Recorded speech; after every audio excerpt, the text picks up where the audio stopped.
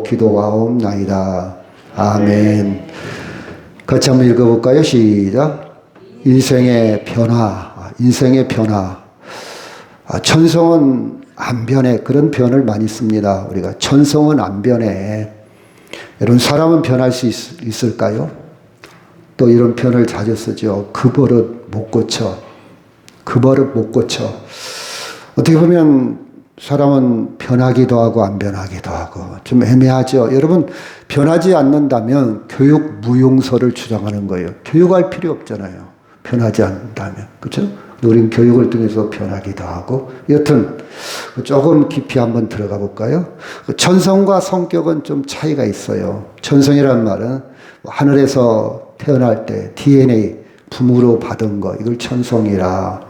이걸 또 다른 말로 심리학에서는 기질이라고 합니다. 그 사람 기질. 그런 표현을 많이. 그 성격은 조금 차이가 있어요. 그래서 분류를 합니다. 그래서 이렇게 비유를 해요. 기질은 자동차의 엔진과도 같아요. 엔진은 안 변하잖아요. 근데 성격은 운전 습관이랄지, 그렇죠? 사람마다 다 다르잖아요. 어디서 막 갔다가 급브레이크하고 또 급 출발하고. 분명히 이제 빨간불인데 막 하는 사람이 있어요. 그 브레이크도 달고, 그렇죠? 기름도 더 소모가 되고, 전혀 도움이 안 되는데 습관적으로 막 가서 팍 쓰고 또 팍 하고. 글쎄요. 저는 좀 이해가 안 되는데. 그런 게 이제 성격이죠. 성격. 조금 차이가 있어요. 운전 습관 같은 거. 그리고 우리가 천성, 기질은 잘 안 변해도 좀 성격은 조금 변할 수 있지 않을까? 이런 가능성, 개연성을 한번 가져봅니다. 그렇죠? 그래서 성격, 가치관, 습관, 행동은 충분히 변할 수 있어요. 변해요. 그렇죠? 우리는 계속해서 좋은 쪽으로 변해야 돼요. 아멘? 좋은 쪽으로 변해야 돼. 나쁜 쪽으로 변한, 나이가 먹을수록 좋은 쪽으로, 완벽할 수는 없어요. 기질이 완벽할 수는 없어요. DNA가 완벽할 수는 없어요. 자기도 모르는 수도 있고, 프로이드는 그것을 무의식의 세계다. 몰라? 내가 지금 트라우마가 있고 상처가 있고 화를 잘 내는 이유가 왜 이러지? 내가 이렇게 화를 잘 내지? 자기도 몰라. 언제 형성이 되냐? 마치 북극의 얼음이 물속에 감춰 있는 것처럼 무의식의 세계인데 어렸을 때 상처가 있을 수도 있어요. 자녀가 여러 명이고 형제가 여러 명일 때 자기도 모르게 출생 순서라는 게 있어요. 큰아들하고 막내하고 또 달라요. 이런 것들이 속에 감춰져 있어요. 또 부모로부터 부모 성격을 또 물려받을 수 있어요. 이건 변하는 게 그렇게 쉬운 게 아니에요. 어렵죠. 근데 후천적인 것은 내가 충분히 변할 수 있다. 그래서 기질은 제거하기 힘들지만 그 기질의 방향은 좀 잡을 수가 있어요. 예를 들어서 나는 이렇게 급해. 왜 이렇게 화를 잘 내? 근데 안 돼. 화내면 안 되는데 안 돼. 근데 노력하려고 방향 설정을 할 수가 있어. 또 실패했네. 또 잘 안 되네. 나는 왜 이러지? 근데 방향. 이러면 안 된다는 걸 알고 있어요. 방향 설정. 우리는 거기까지도 이렇게 생각할 수가 있죠. 그럼 인생의 방향은 어떻게 달라질까? 여러분, 지금 여기에 있기까지는 돌고 돌아서 여기까지 왔어요. 그렇죠? 여러분, 저기 우리 장로님 같으면 고향이 저쪽 진주 쪽에, 또 우리 김영림 권사님은 저쪽 안양 쪽에. 근데 어떻게 군산까지 오고, 참 그렇죠. 왜 여기까지 인생의 방향이 달라졌을까? 누구를 만나냐 따라서 달라지기도 해요. 진로. 직업도 그렇잖아요. 누구를 만나고 누구 영향을 받았나. 저 같은 경우는 초등학교 다닐 때 초등학교 국민학교 선생님 영향을 많이 받았어요. 선생님의 칭찬, 선생님이 나를 자존감을 높여주고 이런 것들이 굉장히 긍정적으로 작용을 했거든요. 그리고 살아가면서 많은 사람을 만나잖아요. 그 사람 만나서 내가 복이 있었구나. 좋은 사람. 근데 저는 개인적으로 볼 때 정말 좋은 사람들을 많이 만났어요. 지금도 생각해보면 생각이 나고 전화도 하고 고맙게 여기고 그렇죠? 그 사람에 비하면 나는 좀 부족하고 부끄럽기도 하고 사람을 계속 만납니다. 또 여러분 그 다음에 배우자도 참 굉장히 중요한 역할을 하죠. 배우자 때문에 많은 것이 달라지죠. 방향이 달라지고 그렇죠. 또 친구 어떤 친구를 만나냐에 따라서 그래서 여러분 좋은 친구 만나는 것도 복 있는 사람이에요. 그렇죠? 정말 내 속마음을 터놓고 이야기할 수 있는 사람 내 이야기를 들어줄 수 있는 친구 그렇죠? 내 편에 서서 이해하려고 하는 친구 이런 친구가 많을수록 참 인생은 복이 있는 거잖아요. 그래서 사람을 통해서 많이 방향이 바뀌기도 합니다. 예를 들어서 제가 엊그제 산에 갔는데 이게 뭡니까? 왜 지렁이라고 이름 졌을까요? 아시는 분 있어요?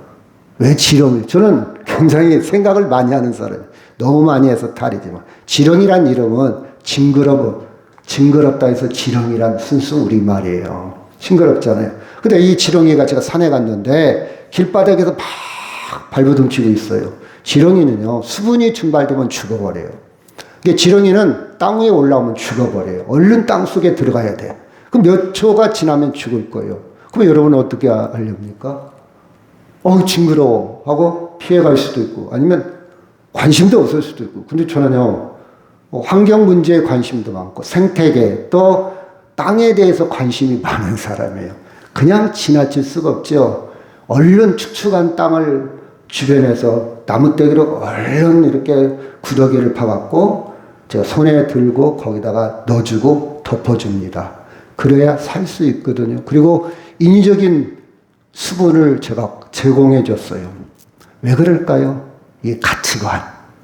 지렁이는 정말 필요합니다. 이 지렁이가 무기질, 그러니까 낙엽은 이 낙엽 자체로는 퇴비가 안 돼요. 이것을 분해를 시켜야 돼요. 무기질을 유기질로 바꿔놓아야 돼. 무기질이라는 말은 좀 어려운 말로 탄소가 있다는 거예요. 여러분 낙엽 태우면 탄소 발생하잖아요. 거름으로 만드는 역할이 지렁이나 미생물이 해요.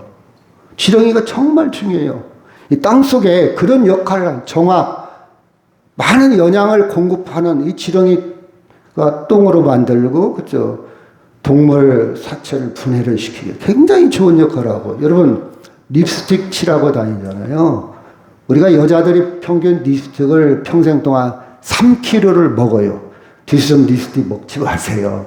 합성 보존료, 산화 방지제, 오일, 색소 여러 가지 립스틱이 있어요. 근데 이게 끈끈하고 빛나도록 하는 성분을 지렁이에서 추출을 합니다. 근데 지렁이를 바르고 다니는 거예요. 지금이야 많이 이제 다른 것으로 이렇게 변형을 대처를 했지만 지렁이는요 좋은 역할을 합니다. 저는 그걸 알기 때문에 지렁이를 살려줘야 돼. 지렁이는 우리에게 해충이 아니잖아요. 익충이요. 익충. 가치입니다. 가치관에 따라서 그냥 지나칠 수도 있고 살려질 수도 있고. 그렇죠? 가치관이에요. 그렇죠? 그래서 인생은 가치관에 따라 예를 들어서 돈이 가장 중요하면 돈을 따라 인생을 삽니다. 돈을 따라가기 때문에 의리고 정의고 소용없어. 돈. 그 부정부패하는 이유도 그래서 삼성전자 전 직원이 임원이 키스를 중국에다 팔아먹습니다. 왜 그러냐? 삼성전자에서는 연봉 2억을 줬는데 중국에서 10억 준다는 거예요. 그건 돈이면 10억? 내가 5년 동안 한꺼번에 받을 수 있다? 키스를 팔아먹는 거예요. 돈이 우선이야. 돈을 따라가. 애국심이고 나라를 생각은 전혀 철학이 없어요. 돈 따라 살아가요. 그게 가치관이에요. 가치. 어떤 사람은 성공을 위해서라면 남을 짓밟기도 하고 남을 쳐내기도 합니다. 내 성공. 여러분 선거판 보십시오. 자기 선거에서 상대에 없는 이야기도 막 만들어서 선전하잖아요. 흑색선전. 성공이 우선이요. 자, 양심이나 철학이나 의리 그런 거 없어요. 명예. 사랑이 우선인 사람은 사랑을 따라 삽니다. 저는요.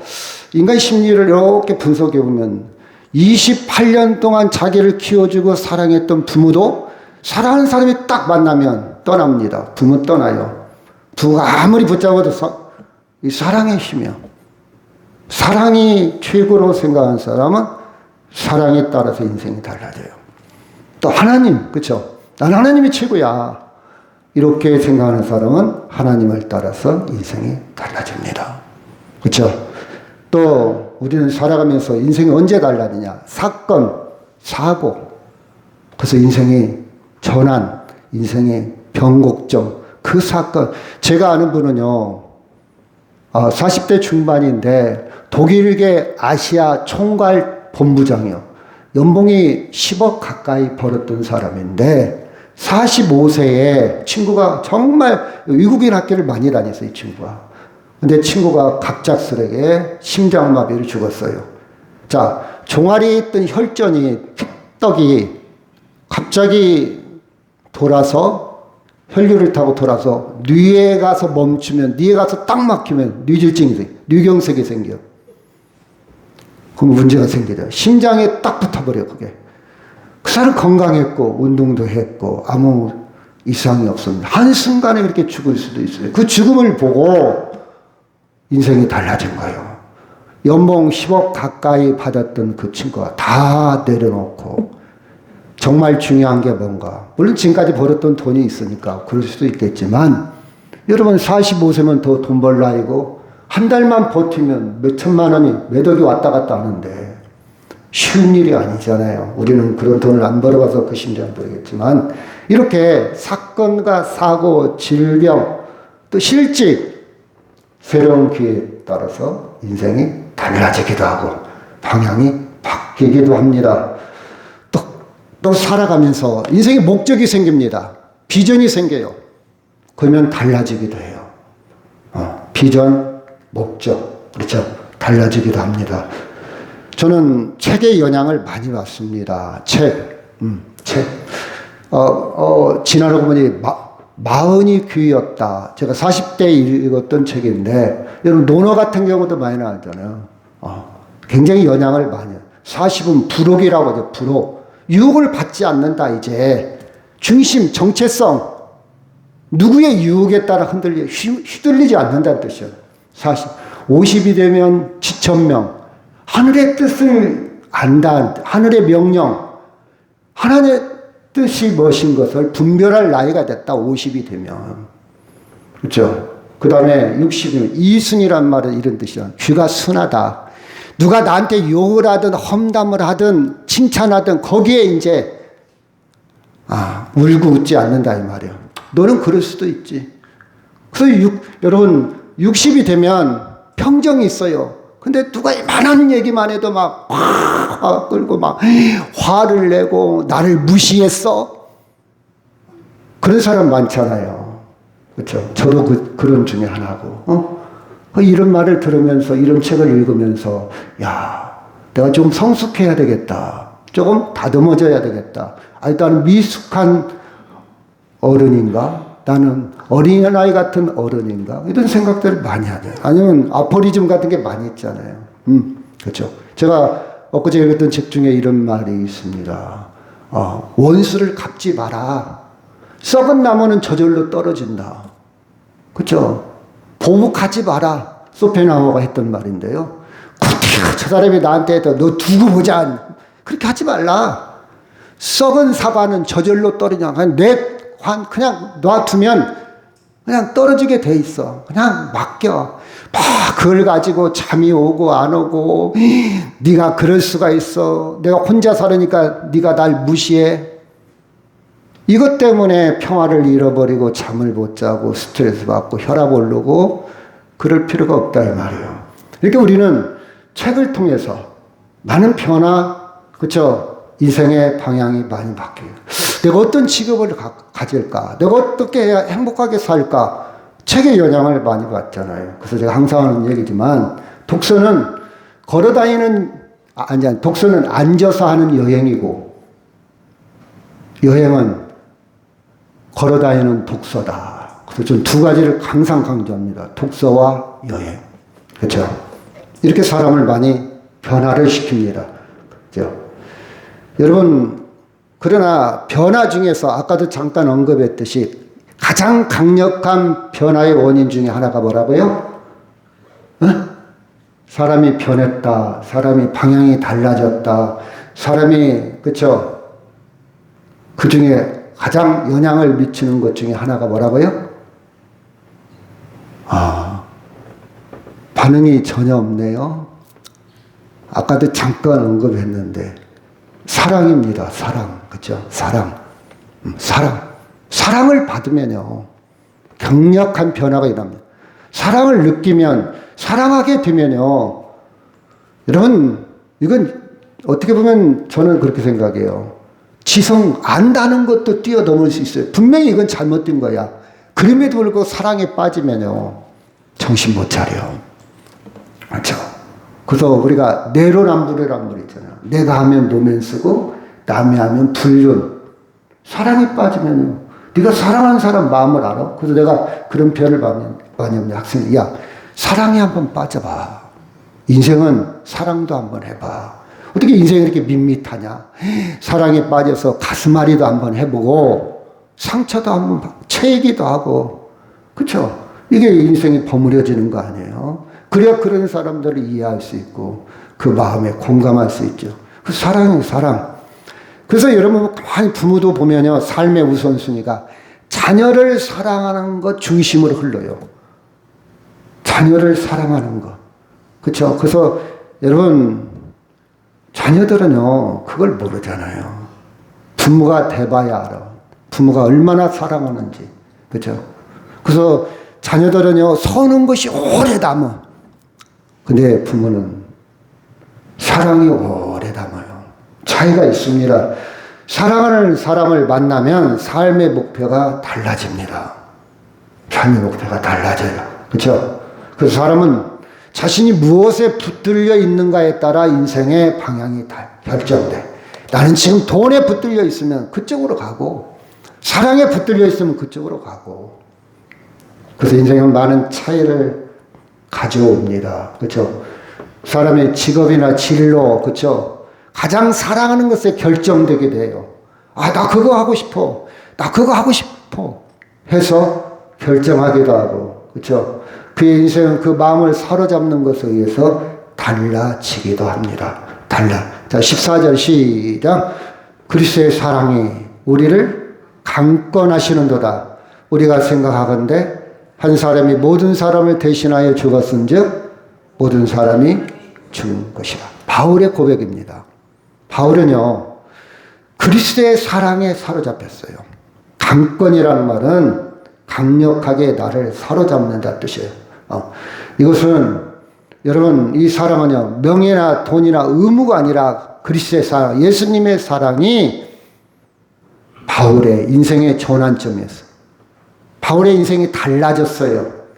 예수님의 사랑을 알고 깨닫고 그 사랑이 자기 것이 됐어요. 예수님 억지로 끌고 가는 것이 아니고 사로잡혔다, 움직이게 했다, 붙들렸다 그 뜻이에요. 강권이란 말. 지금까지 바울은요 예수님이 원치 않는 반대의 길을 걸어가고 있었어요. 예를 들어서 예수 믿는 사람들을 잡아다가 감옥에 가두었고, 예수 믿는 스데반을 죽을 때 한편에 서서 스데반 죽음에 동조를 했습니다. 쉽게 얘기한다면 교회를 파괴하는 일에 앞장섰어요. 교회 안 다녔다 이 말이에요. 교회 다니는 사람은 비방했다 이 말이에요. 험담했다 이 말이에요. 아이고, 그렇죠? 그런데 예수님의 사랑을 깨닫고 그 예수님의 사랑에 의해서 주님 사랑 때문에 인생의 방향이 달라졌어요. 여러분 그 사랑을 누리며 살기를 바랍니다. 그래서 제가 신앙을 이렇게 정의를 한번 해봤어요. 신앙은 예수님에 대한 사랑의 반응이다. 억지로 의무적으로 아니 습관적으로 아니 직분이니까 순서니까 내가 오늘 또 우리 보니까 어제 막 늦은 시간에 늦게까지 준비를 하길래 도대체 어떤 요리를 하길래 저렇게 오랫동안 하나 기대가 되어집니다. 예수님의 사랑 때문에 내가 할 수 있다면, 그렇죠? 예수님의 사랑 때문에 하는 사랑과 아이고 이렇게 당번이 이렇게 순서가 빨리 돌아오냐, 안 할 수도 없고 해야지 뭐 어떻게 하겠어. 이렇게 하는 사람과 삶의 질이 달라져요. 공부하는 학생이 정말 꿈이 있고 인생의 목표가 있고 정말 좋아하는 학생은요, 날 새는 줄 모르고 공부를 합니다. 그래서 저도 중학교 때 그게 생겨갖고 저희 어머니가 항상 하는 소리가, 야 제발 불 끄고 잠 좀 자라, 잠 좀 자. 왜 그랬다고 그랬죠? 정리세 나간다고. 근데 여러분 봐봐요. 문제를 못 풀었는데 잠이 와요. 제 자존심이 허락하지 않는 거예요. 왜? 그 문제에 막 빠져가니까. 그렇죠? 어제 어떤 친구가, 야 우리 집 앞에는 절대 장례식장이 두르면 안 돼. 집값 떨어져. 근데 장례식이 필요하잖아요. 화장터가 필요하잖아요. 근데 우리 집 앞에는 안 돼. 이것을 냄비라고 그러더라고요. 냄비? 냄비가 아닌데? 뭐죠? 님비요, 님비. 왜 님비라고 그랬을까? Not in my backyard. 줄임말이에요. 내 정원 뒤에는 안 돼. 이기적인 생각이죠. 님비요, 님비. 근데 냄비? 저건 아닌 것 같다. 찾아보는 거예요. 정확한 게 뭔가, 뭐의 줄임말인가, 근원이 뭔가, 어원이 뭔가. 저는 관심 있어요. 그런 말 한마디. 그냥 듣고 지나치는 게 아니라, 또 그거 잘못됐어. 이러기보다, 저건 아닌데. 그럼 저도 완벽하게 아는 건 아니잖아. 근데 막 찾아봐. 알아봐. 그렇죠? 그렇죠?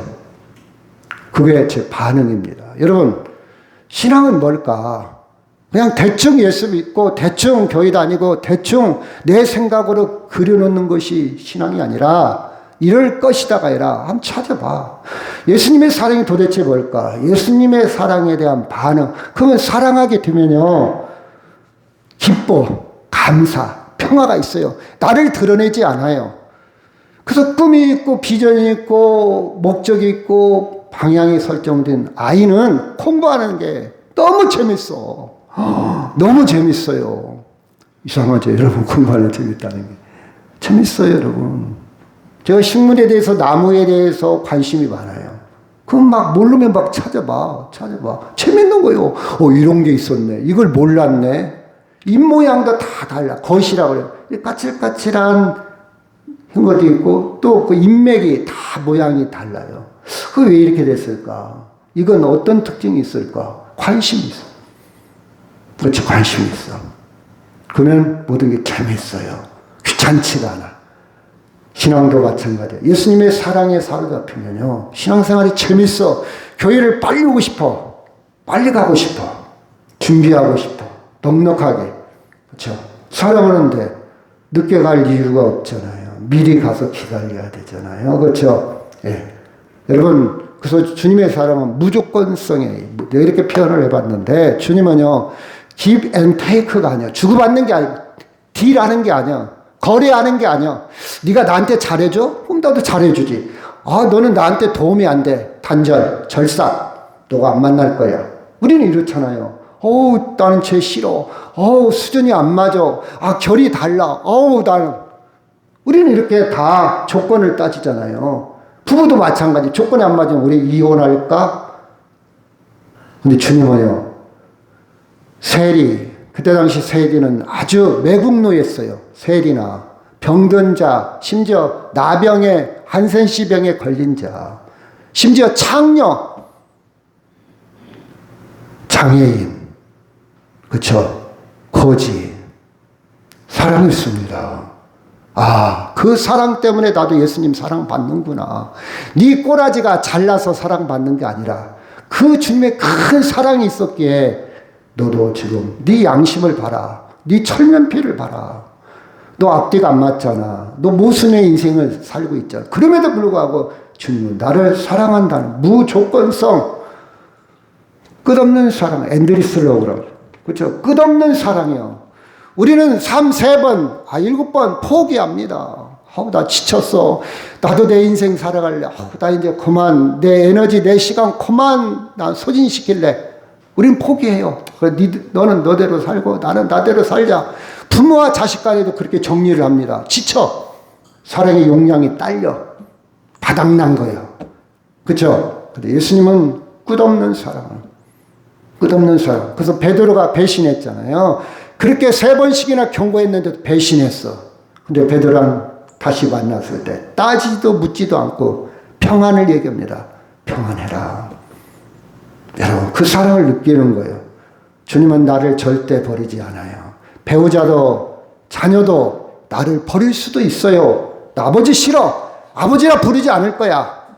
근데 주님은 절대 그 사랑을 느껴요. 그 사랑. 그 사랑에 사로잡히는 거예요. 실제성이란 말은 하늘에서만 말씀하시고 말씀에서만 존재하는 하나님이 아니라 인카네이션, 성육신, 실제로 내려오셔서 체휼, 몸으로 우리의 모든 것을 그대로 겪으셨어. 아픔도 겪으시고 고통도 겪으시고. 제가 봅시다. 저는 죄송하지만 골절에 의해서 병원을 가본 적이 있지만 아직 질병에 의해서 병원을 아직은 안 가봤어요. 하나님의 은혜죠. 근데 제가 암에 걸린 사람을 찾아가서 아이고 힘을 내세요. 아이고 용기를 가지세요. 이렇게 하면요 와닿지 않아. 너는 병을 안 걸려봤잖아. 근데 제가 암에 걸려봤어. 막 수술을 항암 치료를 10몇 번을 해봤어. 그리고 나서 암에 참 일기 암에 걸린 사람을 찾아가서 나을 수 있어요. 현대의학은 발달했어요. 용기를 가지세요. 암을 이길 수 있는 것은 정신력, 임상 시험의 결과를 보니까 정신력도 굉장히 크게 작용합니다. 당신 마음먹게 달렸어요. 힘을 냈어요. 내가 항암 치료를 17번 한 사람이 가서 얘기하면 설득력이 있어요. 그래요? 당신 17번을 했다고요? 머리도 다 빠졌겠네요? 설득력이 있어요. 주님이 그 체휼이라는 단어가 그런 뜻이에요. 그냥 하늘에서만 멀리서 완벽한 모습으로 우리에게 말씀한 게 아니라 줄이기도 하시고 배도 고파 목마르기도 하시고 채찍도 맞아보시고 고난도 다 당하신 그 주님이 나를 사랑한단 말이에요. 그래서 저는 이렇고 힘들 때 주님은 얼마나 힘들었습니까? 그렇게 물어봐요. 난 이것도 이렇게 힘들은데 난 이것도 이렇게 못 참는데 주님은 십자가에서 얼마나 참으시기에 힘들어 고통스러웠을 거예요. 실제성. 그리고 현재성이란 말은 지금 여기, 지금 여기에, 지금 여기에 나와 함께 계신 성령을 통해서 함께 하시는 그 사랑, 그 사랑에 의해서 반응하는 것이 신앙이고 믿음입니다. 믿음. 그래서 주님은요, 이렇게 제가 표현을 한번 해봤어요. 예를 들어서 진흙탕 속에서 굴러버린 아이가 있어요. 막 꽃가 새 옷을 입고 굴러버렸어. 그러면 야, 너 빨리 씻고 와. 너 옷 벗고 와. 우리는 대부분 이렇게 하죠. 이 더러운 거. 또 어쩌다 이 새 옷을 이렇게 했냐. 아쉽지요? 근데 주님은요, 진흙투성이에 흙투성이의 모습 그대로 안아주시고 그리고 씻겨주시는 주님. 안아주시고 씻겨주시는 순서가 달라. 사람들은 나를 속이고 나를 힘들게 하고 내 마음을 몰라요. 물론 내가 뿌린 씨앗이지만 그렇다 할지라도 주님은 다 알면서 나를 사랑하시는 주님. 주님. 15절 시작. 그가 모든 사람을 대신하여 죽으심은 살아있는 자들로 하여금 다시는 그들 자신을 위하여 살지 않고 오직 그들을 대신하여 죽었다가 다시 살리신 이를 위하여 살게 하려 하심이라. 그래서 인생의 방향이 달라졌는데 그 사랑을 느끼다 보니까 이제는 나를 위해서 사는 게 아니라 주님을 위해서 살아야 되겠구나. 주님을 기쁘시게 하는 삶을 살아야 되겠구나. 이게 결론을 맺게 되지 않습니까? 로마서 3장 23절 시작. 모든 사람의 죄를 범하였으며 하나님의 영광에 이르지 못하더니 그리스도 예수 안에 있는 성령으로 말미암아 하나님의 은혜로 값없이 의롭다 하심을 얻은 자 되었느니라. 모든 사람의 죄를 범했어. 다 죄인이요. 여기에서 자유로운 사람 한 명도 없어요. 의인은 없나니 하나도 없어. 다 죄인이에요. 저는 이게 믿어져요. 아까 기질이란 얘기했죠. 내가 알지 못하는, 내가 느끼지 못하는, 내가 깨닫지 못하는 죄가 내 안에 있어요. 이걸 원죄라고도 그럽니다. 원죄. 저는 인정해요. 인정하지 못하는 사람도 있지만 근데 로마서 6장 2절 시작. 죄의 싹은 사망이요 하나님의 은사는 예수 우리 주 안에 있는 영생이니라. 그 죄의 결과, 죄의 심판은 뭐라고요? 사망이에요, 사망. 이게 가는 길이에요. 이게 그쵸? 계산의 답이요, 답이. 문제의 답이요, 답이 뭐냐? 넌 사망이야, 멸망이야, 지옥이에요. 그쵸? 그런데 고린도전서 15장 3절 시작. 내가 받은 것을 먼저 너에게 전하였노니 이는 성경대로 그리스도께서 우리 죄를 위하여 죽으시고 장사 지낸 바 되었다가 성경대로 사흘 만에 다시 살아나사. 누가 해결했다고요? 예수님이 우리 죄, 내 죄를 해결했어. 죄의 대가를 다 치렀어. 죄의 싹을 다 치렀어. 그 사망을 내 대신 죽으시고. 저는 이게 믿어진단 말이죠. 이게 확실하게 와닿는다. 그래서 예수님의 십자가의 죽음과 부활은 삶의 모든 것을 바꿔놓습니다. 내 중심에서 누구 중심으로? 주님 중심으로.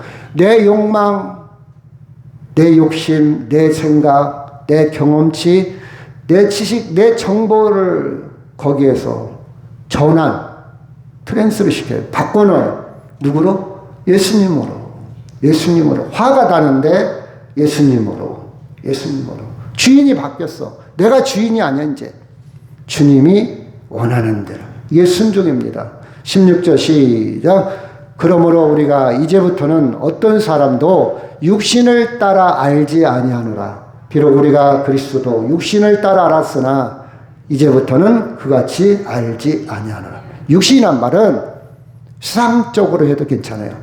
세상의 기준은 뭡니까? 육신에 따라 세상의 기준은 평가하죠. 저 사람 돈이 많아, 저거? 저 사람 차를 뭐 타고 다녀? 저 사람의 사회적인 지위가 뭐야?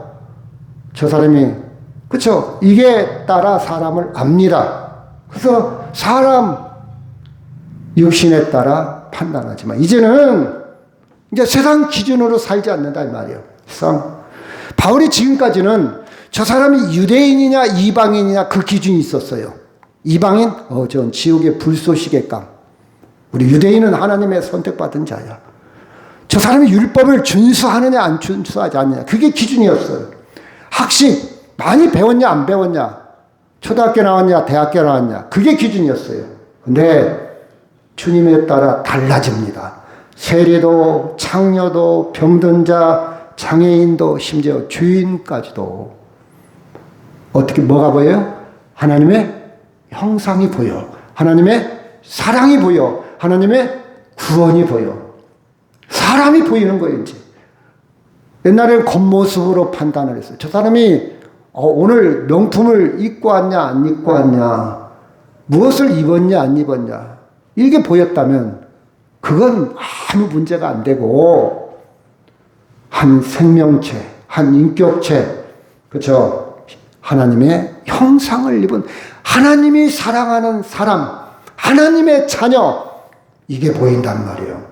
여기까지 보여야 여러분이 제대로 보는 거예요.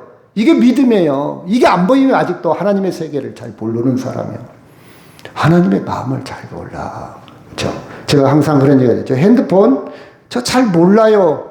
제가 쓰는 기술이 한 20가지나 되나? 아니 그것도 많을 것 같아요. 10가지? 100가지가 넘어. 아직 잘 몰라. 아직 몰라. 하나님의 사랑을 우리는 알면 알수록 빠져들어갑니다. 깊이 압니다. 하나님의 형상을 가진 귀한 존재다. 옆에 사람과 인사합시다. 당신은 하나님의 형상을 가진 귀한 존재입니다. 길란가요? 자, 시작. 여러분 기억력 좋으시네. 아직 나이 살아있어요. 전화번호 010 그 8자를 못 이어가지고 막 신경 쓰잖아. 김은희 권사님 신경 안 써도 잘 외워져요? 그러죠? 위로가 받네요. 가만있어 봐. 전화상 불러주잖아요. 010-2850-7888 다시 한번 불러봐. 2850-7888 그것도 불안하면 적어놓잖아요. 근데 여러분 이렇게 긴 문장을 한꺼번에 한다는 것은 대단한 거예요. 당신은 하나님의 형상을 가진 귀한 존재. 여러분 그 기준을 갖고 보시기를 바랍니다. 노숙자가 되던 옷을 허름하게 입었든 저 사람이 좀 부족해서 저 사람이 좀 못 배워서 저 사람 가방끈이 좀 짧았다 할지라도 하나님의 형상. 제가요 이 문화원 KBS 앞을 항상 지나다니면서 꼭 나이 드신 분 한 80%도 여자분이요. 횡단보도를 건너야지 신호등으로 건너야지 꼭 가운데로 와. 막 차가 있는데도 와. 무슨 백으로 저렇게 오는지 모르겠어. 나이 저렇게 먹으면 안 되는데 이런 생각을 가져요. 솔직히 봐서 교만한 생각이죠. 근데 그 다음 생각으로 딱 바꿔요. 아니야. 저 사람도 사정이 있어. 급한 일이 있어. 아니면 저 사람도 하나님의 형상을 가진 사람이야. 아멘. 조금 행동이 모났다 할지라도 도움이 안 돼도 뭐 한 사람이라고요? 하나님의 형상을 가진 귀한 존재야. 이렇게 결론을 맺습니다. 하나님의 형상을 가진 귀한 존재. 교회도 마찬가지예요. 교회도요, 사람을 평가하는 곳이 아니요. 아, 나 저 사람 싫어. 당신이 기준이 아니요. 누가 기준이다? 하나님이 기준이, 하나님이 기준. 왜 당신이 평가를 하냐고. 왜 당신이 중심에 있냐고. 아니, 또 하나님의 사랑을 몰라. 하나님의 사랑을. 여러분, 사로잡히면요, 내 중심이 아니라 하나님이 중심이 돼. 부부가 사랑에 빠지면요, 남녀, 청춘, 남녀가 사랑에 빠지면 자기 중심이 아니야. 상대 중심이요. 사랑의 유통기간이 있을 때는 막 미리 와서 기다리고 막 선물도 최고로 좋은 거 주려고 그러고, 그 다음에 유통기간이 지나 사랑이 식어. 권태기가 와. 그러면 이제 짜증내기 시작해요. 당신 그럴 수가 있어? 이렇게 할 수 있어? 막 따지잖아요. 내 중심으로 바뀌는 거예요. 처음에는 상대 중심이었다가 내 중심. 신앙도 마찬가지. 하나님 사랑에 계속 첫사랑에 빠져 있는 사람은 하나님 중심으로 갑니다. 그럼 하나님이 좋아하는 교회를 이루려고 노력을 해요. 그래서 교회야, 하나님이 상처받은 자, 그렇죠? 실패한 자, 부족한 자. 왜 우리 교회는 막 그런 사람만 와? 그러지 마세요. 정말 이 양반은 이단이야, 이단. 그러면 똑똑하고 잘 나가는 사람만 교회 오는 거예요? 그 하나님의 사랑을 전혀 모르는 사람이에요. 기독교의 기자도 모르는 사람이에요. 교회는 부족한 사람이 오는 거예요. 아멘? 기독교를 제대로 알고 하나님의 사랑을 제대로 알고 예수를 믿어야 평화가 있지. 아직도 어린아이 같은 신앙을 가진 사람이에요. 그렇죠? 우리는 좀 성숙해야. 누가복음 5장 30절 시작. 바리새인과 그들의 서기관들이 그 제자들을 비방하여 이르되 너희가 어찌하여 세리와 죄인과 함께 먹고 마시느니라. 32절 시작.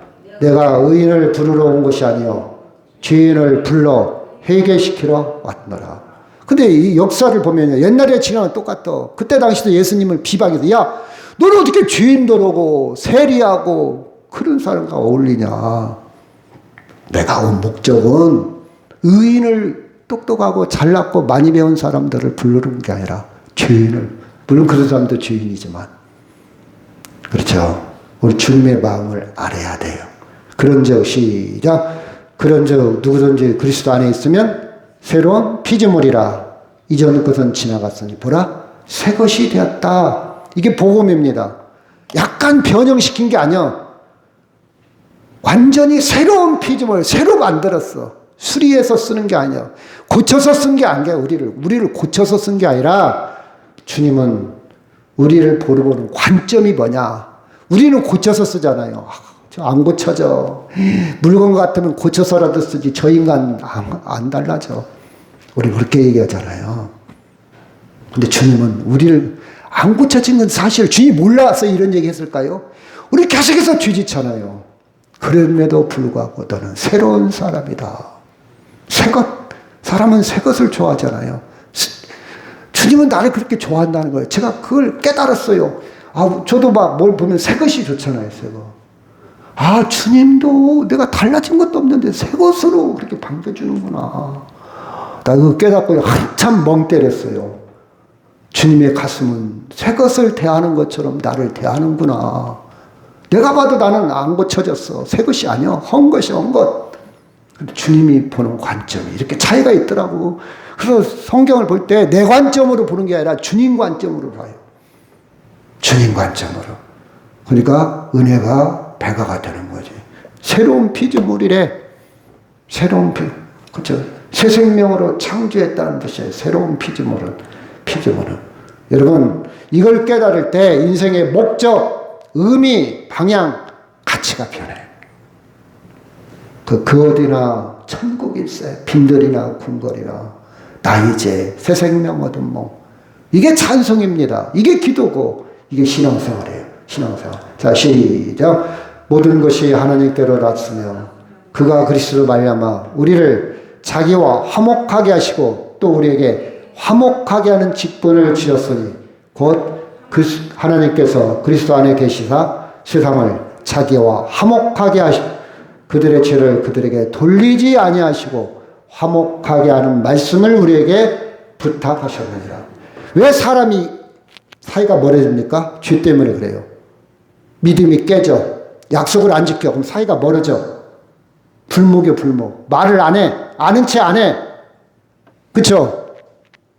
우리가 하나님과 왜 불목하게 됐냐? 왜 사이가 멀어져? 죄 때문에, 죄 때문에. 근데 그 죄를 너한테 돌리지 않고 다시 만나려고 그러고 먼저 손 내밀고 먼저 아는 체하고 먼저 기다리고 분명히 내가 책임이 있어. 내 죄 때문에. 근데 그 죄를 나한테 안 돌리고 화목하게 하려고 누구를 보내셨다? 독생자 예수 그리스도를 보내셔서 화목 제물로 삼았어. 이게 주님의 마음이에요. 그 마음을 읽어내기를 바라요. 마음 읽기. 제발 배우자 마음 좀 읽어봐. 제발 부모의 마음 좀 한번 읽어봐. 남편의 마음, 아내의 마음 좀 상대가요. 내 마음을 읽어준다는 게 얼마나 행복해요. 주님은 나를 읽었어, 내 마음을. 근데 우리가 주님의 마음을 못 읽고 있는 거예요, 지금. 마음을 좀 읽어봐. 왜 저가 큰 소리 치나? 왜 저가 화를 내나? 왜 제가 욕을 하나? 그 마음을 읽어봐. 그 현상만 갖고 얘기하지 말고 우리 남편이 왜 늦게 들어오나? 그쵸? 마음을 읽어봐요. 읽어봐. 그러면 이해가 돼요. 아, 그래서 그랬구나. 굉장히 실직에 고통이 큰데 누구한테 말도 못하고 자기 와이프한테 부끄럽고 집에 가지도 못하고 술을 먹고 늦게 온다 이 말이요. 그걸 모르고 마음을 읽지 못하고 당신 지금 술을 먹고 왔어? 당신 왜 이렇게 늦게 와? 이렇게 부딪혀버리면 남편이 말을 안 치요. 내 마음을 몰라. 당신 내 마음을 모르지. 그렇죠? 마음을 읽어야 돼. 마음. 사람이 살아갈 때. 왜 저 사람이 저는요. 애들이 조르면요. 왜 조는지 읽으려고 노력을 해요. 제가 밤새도록 부부싸움 했는데 엄마 아빠가 싸웠는데 잠을 못 잤는지 아파서 못 잤는지 아니 PC방 가서 게임하느라 못 잤는지 사이버 도박에 빠져서 초등학교 6학년짜리가 지금 사이버 도박에 빠진 아들 많이 있어요. 그래서 잠을 못 잤는지 게임하다가 잠을 못 잤는지 그것부터 알아내야지. 응? 그죠? 이 새끼 아침부터 졸아 또 이리 나와봐. 옛날에는 막 때렸잖아요. 우리 초등학교 다닐 때. 지금은 그렇게 많네. 때리면 더 상처가 커. 탈선을 합니다. 학교 안 와요. 공부 안 해요. 집 나가요. 우리 선생님들이 그런 역할을 많이 했어. 옛날에는. 근데 지금은 그렇게 않잖아요. 마음을 읽어봐. 그래요. 엄마 아빠가 싸웠어. 얼마나 불안합니까? 잠이 안 오잖아요. 그쵸? 이혼의 위기에 갔는데, 그러면 걔를 위로하고, 보호막이 되고, 울타리가 되고, 안정감을 주고, 용기를 주고, 이 역할을 하는 것이 스승이잖아요. 선생님이잖아요. 그쵸? 그래야 아이가 삐뚤어지지 않잖아요. 그쵸? 마찬가지예요. 우리는 상대의 마음을 읽어내야 돼. 예단하지 마세요. 속단하지 마세요. 미리 판단하지 마세요. 당신이 왜 교회 안 나와서 놀러 갔구만? 이렇게 말하지 마세요. 무슨 사정이 있었어요. 아팠어요. 누가 큰일이 벌어졌어요. 그랬군요. 그렇죠? 조금 멈추란 말. 한 박자 쉬란 말이야. 아, 분명히 안 봐도 뻔해. 비디오야, 비디오. 아, 분명히 오늘 놀러 갔을 거야. 그 사람 믿음 없어? 이렇게 속다는 건 안 돼. 여러분, 우리는요, 주님은 우리 마음을 다 읽어댔어. 또 죄 짓는 것도 알고, 모자란 것도 알고. 그쵸? 근데 그 죄를 우리에게 돌리지 아니하시고, 화목하게 하는 말씀을 우리에게 부탁해. 너 제발 화목하게 해라. 피스메이커. 행복을 전하고 평화를 전하고 융화를 시키고 이간질하지 말고 상처 주지 말고 사람을 세우고 받쳐주고 사람 살리는 역할을 해라. 이걸 부탁했단 말이에요. 하나님과 화목하게 하는 것이 전도잖아요. 하나님을 몰라. 죄에 빠진지도 몰라. 그 일을 우리에게 부탁했다. 자, 하나님의 사랑을 느끼면 비전이 생겨. 내가 사람을 살리는 일을 해야 되겠구나. 사람을 살리는 일, 그렇죠? 사명이 생깁니다. 이 말씀하고 마치도록 하겠습니다. 갈라디아서 2장 20절 시작. 내가 그리스도와 함께 십자가에 못 박혔나니 그런즉 이제는 내가 사는 것이 아니요 오직 내 안에 그리스도께서 사시는 것이라. 이제 내가 육체 가운데 사는 것은 나를 사랑하사 나를 위하여 자기 자신을 버리신 하나님의 아들을 믿는 믿음 안에서 사는 것이라. 아멘. 여러분, 하나님의 사랑이 여러분의 인생을 사로잡기를 바랍니다. 그래서 좋은 쪽으로 변하고 여러분의 방향 설정이 비록 내 믿음이 어린아이처럼 연약하다 할지라도 좋은 쪽으로 방향 설정이 잘 되어지기를 주의 이름으로 축원합니다. 다 같이 동성으로 기도합니다. 하나님, 나는 지금 잘 가고 있는가? 빨리 가는 게 문제가 아니라 방향이 제대로